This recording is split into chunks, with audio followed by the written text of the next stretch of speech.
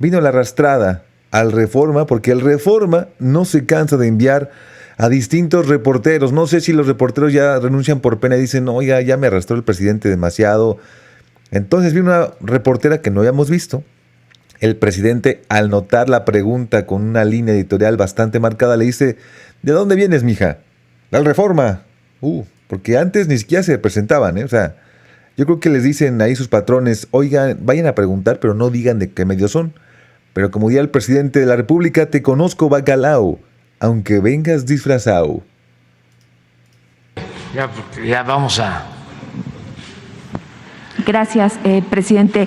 El INEGI reporta que los mexicanos gastaron 7 veces más en salud que la inversión total que hizo el gobierno federal en este sector el año pasado.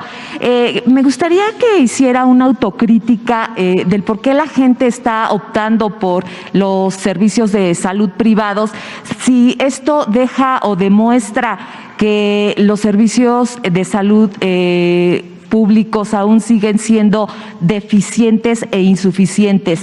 Y si ante este panorama usted había prometido un sistema de salud similar al de Dinamarca, le falta menos de 2 años, ¿usted cree que se pueda cumplir esa promesa y para cumplirla, qué es lo que se tiene que hacer? Esa sería la primera pregunta. Gracias. No, mire, vamos avanzando mucho. ¿De qué medio es usted? Erika Hernández, de Reforma. Bueno. Ahora mismo, ¿por qué no vuelves a informar sobre en los estados donde está el IMSS Bienestar, cómo se está incrementando el número de consultas y de atención a partos y todo? Porque lo acabamos de decir. Sí, presidente, pero sí, en una manera general, el sistema de salud, de manera general, no vemos que esté cumpliendo con lo que usted había prometido. Sí. Primero, si me permite, señor presidente, si podemos poner esa justamente. La nota que trae hoy en su primera plana el Reforma es una disculpa de antemano, pero es muy pobremente realizada. Primero, el comparativo que hace del gasto de salud es solamente del ramo 12, que son los programas de salud pública, justamente, programas que se dedican a intervenciones a la población en su conjunto, los programas de VIH, los programas de salud sexual y reproductiva. Ese no es el presupuesto, ni remotamente es el presupuesto del gobierno federal en atención médica. Y luego compara, pues la pude revisar en la mañana, lo que hace, suma dos conceptos.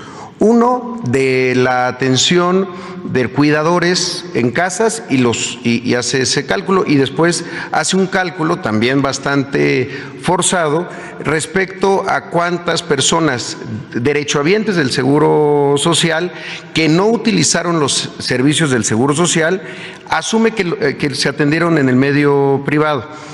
No todo mundo se enferma, afortunadamente, en el país. Hay muchos derechohabientes que efectivamente pueden pasar mucho tiempo sin utilizar servicios de atención médica, consultas, estudios de diagnóstico, porque no se enfermaron. Hay quienes, desde luego, pueden estarlo haciendo en el medio privado, pero es un número mucho menor. Entonces, la verdad que la nota cuesta trabajo de pensarla con un rigor periodístico a partir de comparar cosas que no son comparables. El ramo 12 específicamente, el FASA es otra cosa, que es el fondo en donde están las nóminas, eso no se contabiliza, en donde están la operación de los hospitales, donde está la operación de las unidades de primer nivel. Entonces, lo que toman es solamente un pedazo, uno de los ramos, y asumen que es el ramo de salud, el ramo 12. Efectivamente, así lo dice el presupuesto, pero no es el único, no es la única fuente de financiamiento del sistema de salud. Ahora, esto es mucho más evidente. En estos casos, en donde las consultas de medicina familiar prácticamente no existían, porque la medicina familiar es parte del modelo histórico de la seguridad social en nuestro país. Son médicos especialistas, los médicos familiares, no son médicos generales, que pueden ver una amplia gama de padecimientos y que hoy incrementaron en 23% sus consultas. Este tipo de consultas eran las que en el Seguro Popular o no existían, o simplemente no existía ese servicio, o efectivamente se iban al medio privado. En el caso de las consultas de especialidad, peor aún, porque en las zonas remotas, estas consultas de especialidad están generalmente en las áreas de consulta externa que existen en los hospitales, en los consultorios que están en los hospitales, no se atendían con médicos especialistas tampoco, eran consultas de medicina general. Con el programa El Bienestar, hoy se tiene cobertura para que la gente pueda ir a la consulta de especialidad, no solamente en las especialidades troncales que hemos detallado, ginecología, pediatría, medicina interna, ya también trauma y ortopedia o cirugía, sino en muchas más especialidades, cerca de 52. Esto también era lo que o se cobraba en las cajas del Seguro Popular o se iban al medio privado o simplemente no ocurrían esas consultas de especialidad y entonces se tenía que esperar a que ya el estado de salud fuera deteriorándose y quizá tuviera que haber una intervención de otra naturaleza. Y las cirugías exactamente lo mismo. Entonces, este incremento de cirugías que no fueron al medio privado en estos 9 estados en donde estamos avanzando, demuestra que con la eficiencia de los recursos y con verdaderamente una intervención que atiende la salud no como una mercancía ni contabilizada solamente de manera financiera como era con el Seguro Popular, se puede hacer más con los mismos recursos. Pero además de eso, el gasto que planteamos aquí de más de 5,000 millones de pesos solamente para la adquisición de equipo que no se había adquirido en muchos años y para la rehabilitación de unidades que no se habían rehabilitado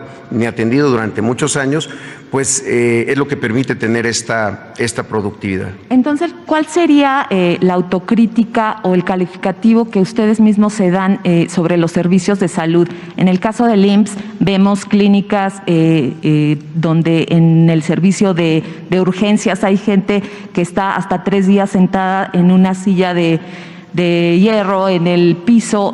¿Todo eso para ustedes no es parte de la eficiencia?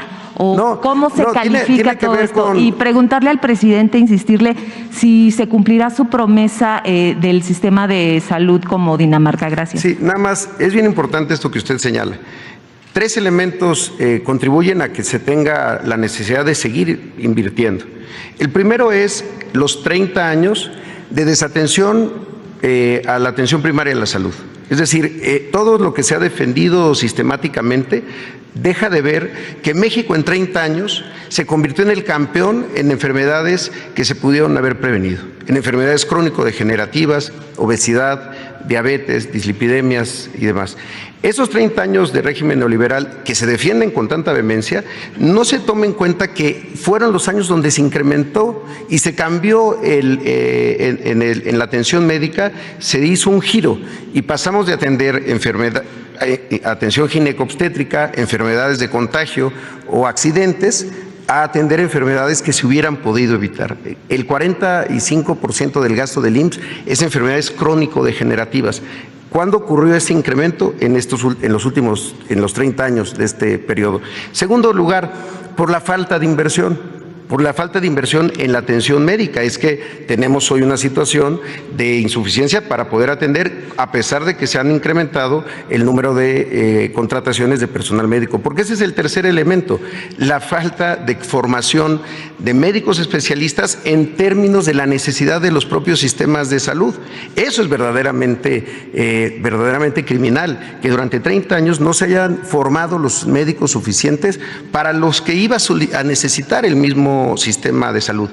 A eso súmele la pandemia. Entonces, creo que hay razones que explican esto y acciones que están intentando corregirlo. Entonces, gracias. Digamos, superar esos 30 años, ¿cuánto va a llevar y si se podría, o qué es lo que se podría lograr en menos de 2 años? Gracias.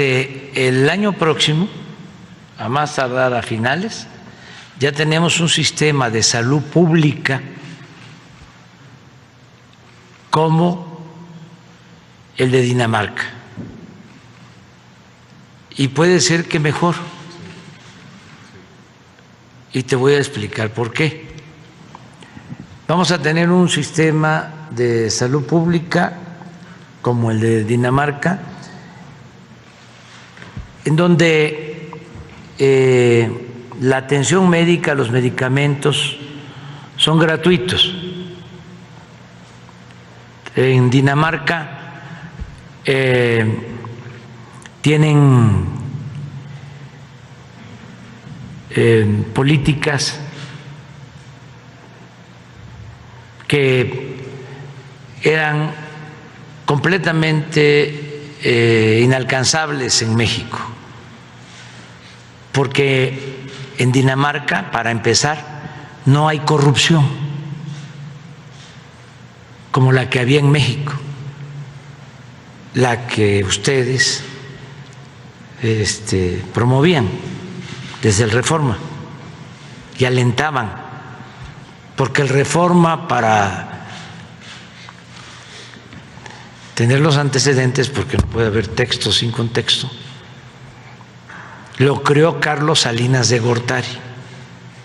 Esto para quienes nos están viendo, no para los que estamos aquí o los lectores del Reforma. Entonces, en Dinamarca no hay corrupción y por lo mismo que el presupuesto rinde y tienen establecido algo que llaman estado de bienestar, que es lo que nosotros vamos procurando para México.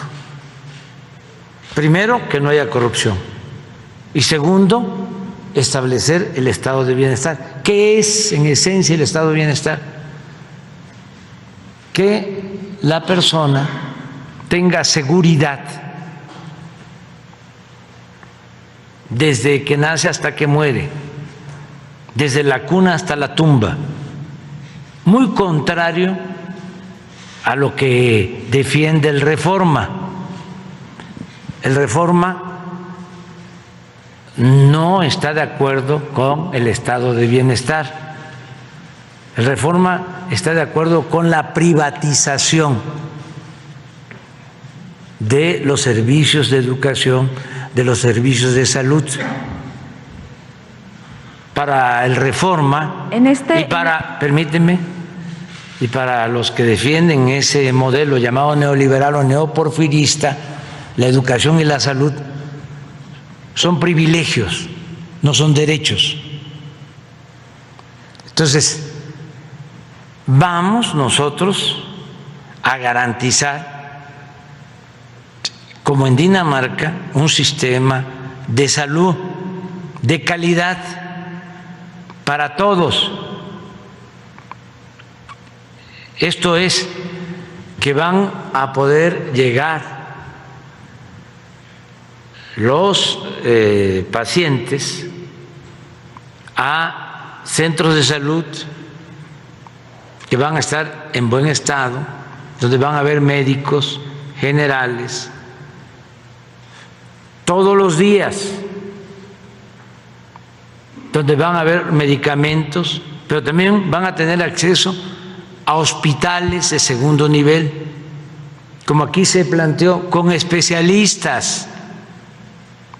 El Reforma no quiere que contratemos médicos de Cuba, pero el Reforma fue corresponsable de que nos quedáramos en México sin médicos y sin especialistas por el modelo en este modelo de bienestar, neoliberal. En este modelo de bienestar que usted comenta, digamos, un ciudadano llegará a urgencias, no estará en una silla de aluminio, no va a estar así. Las cirugías no tardarán 6 meses. O que nos pudiera detallar cómo es esa atención. Y es mi compromiso, y les voy a volver a ganar a los del Reforma, porque no sabe, además de mis convicciones humanitarias, la satisfacción, la dicha enorme que me produce ganarle a los conservadores. O sea,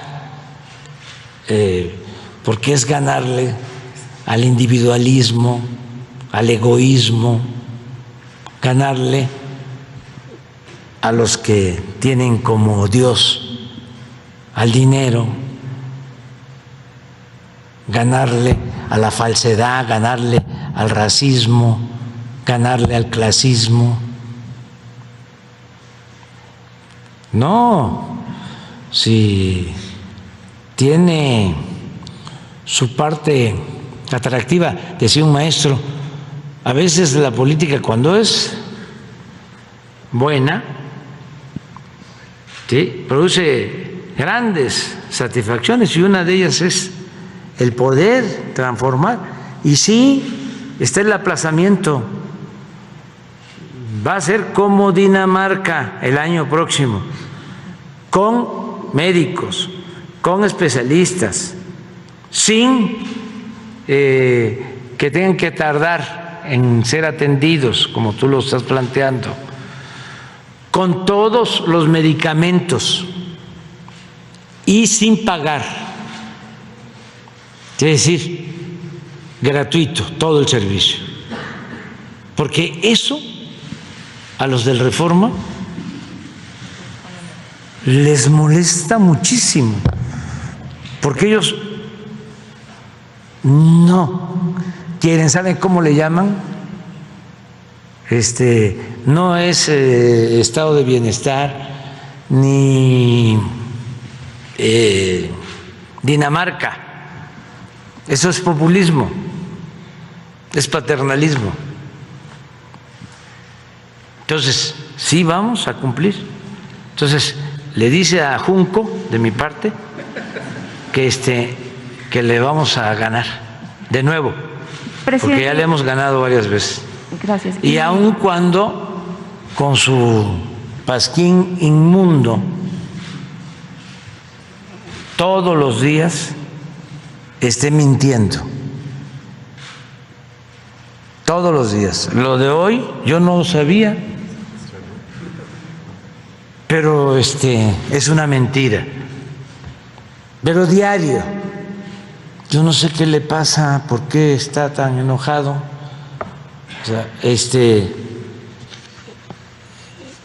le entiendo, pues, porque no solo es él representa al señor Fernández, el dueño de los Oxxos de Monterrey, y representa, pues, a un grupo que siempre lucró con el presupuesto público y se dedicaron a saquear y ahora están muy molestos, pero que se serenen, que se tranquilicen y que esperemos, es el año próximo, lo de Dinamarca. ¿Y sabe por qué le decía que va a ser mejor? ¿Por qué? Porque Dinamarca tiene mucho menos población que México. Dinamarca debe de tener como 10 millones de habitantes. A ver, por favor. ¿Cuánto? 5 millones. Sí, pero acá son 5. No, pero nosotros tenemos que atender a todos. Hasta ahora, sí, vamos a ir avanzando. Presidente, y como segunda pregunta, ante esta necesidad que mucha gente tiene de recurrir a los servicios privados, ¿es necesario que el gobierno o en el Congreso se haga algo para detener los precios tan elevados y en ocasiones abusivos? No. Antes a lo mejor no lo iban a hacer, pero lo que tenían como plan los neoliberales o neoporfiristas es que la atención médica quedara al mercado, como si fuese una mercancía, que pudiese curarse, operarse, hacerse una cirugía, el que tuviese para pagar una clínica privada. Ahora no, ahora se va a garantizar el derecho constitucional a la salud lo que establece el artículo 4 de la Constitución. Entonces, ¿para qué vamos a fijar cuotas? Sí, ya, a ver, pon por favor nada más la tabla de los hospitales por los 26 millones que estás hablando, que acaba de poner, que explicar Zoé. Te voy a dar un ejemplo de cómo va a ser, para que cuando nos volvamos a encontrar aquí, porque esto lo vamos a estar tratando cada 15 días aquí. Esto.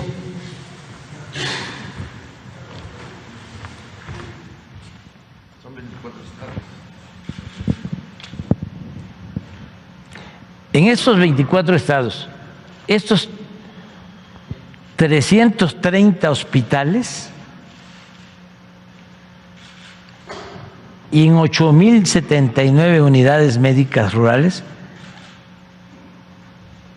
sobre todo en estos hospitales, ya no hay caja registradora. Se quitaron.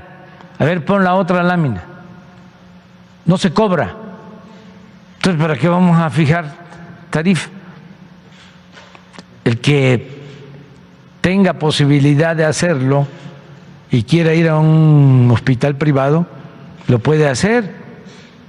Ese es un derecho, pero el estado de bienestar va a garantizar el derecho a la salud gratuito.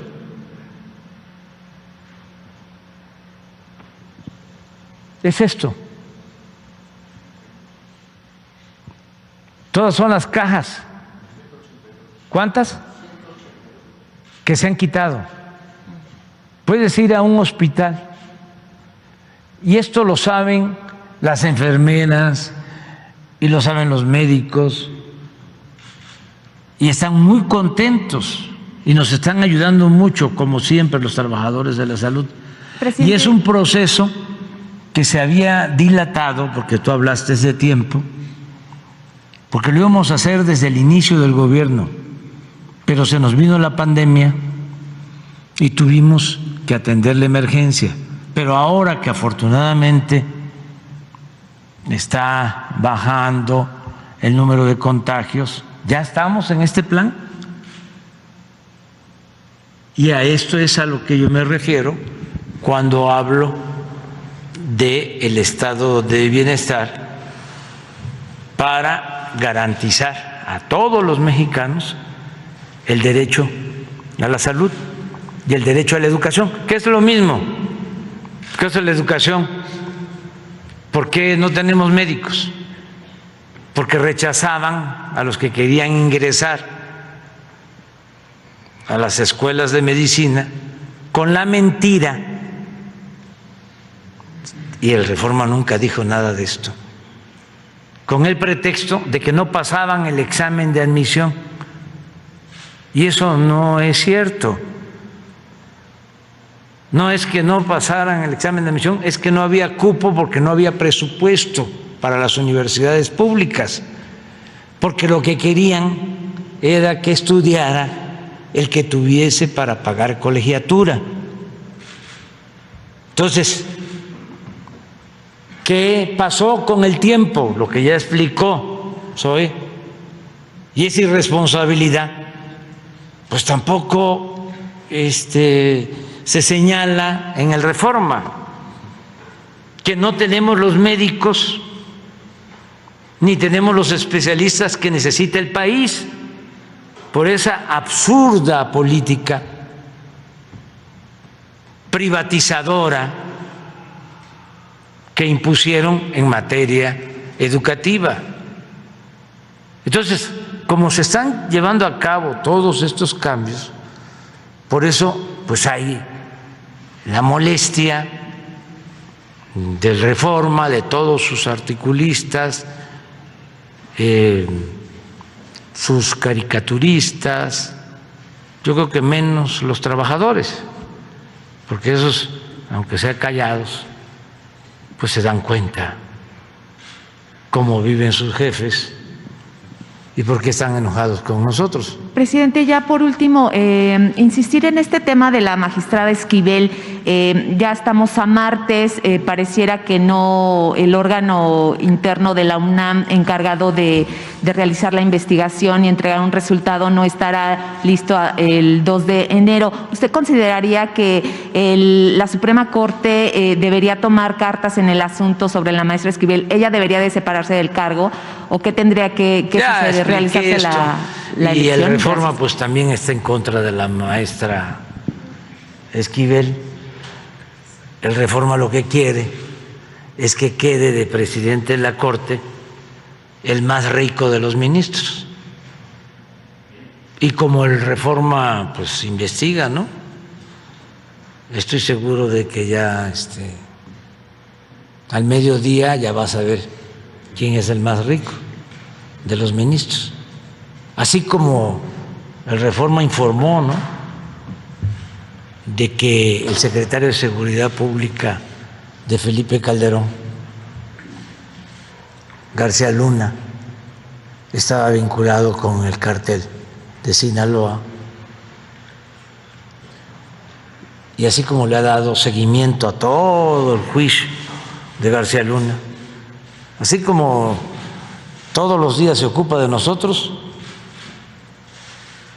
no todos los días, pero cada semana trata el asunto de García Luna, el Reforma. Revísenlo y van a ver qué objetivos, qué profesionales, cuánta ética,